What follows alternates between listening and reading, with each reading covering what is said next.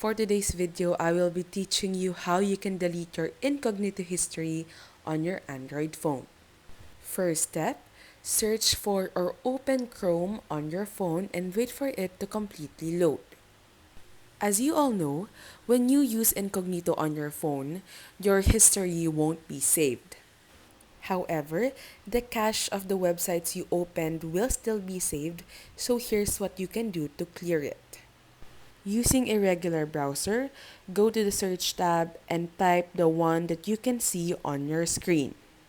Make sure that the spelling is correct and complete because having an incomplete and incorrect spelling will lead you to an incorrect site.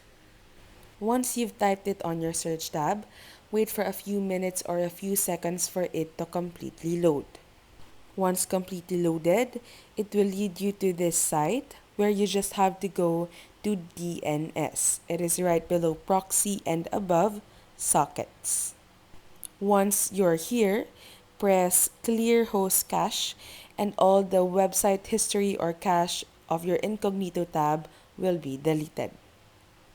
And that's all for this tutorial. If this helped you, don't forget to press like and subscribe.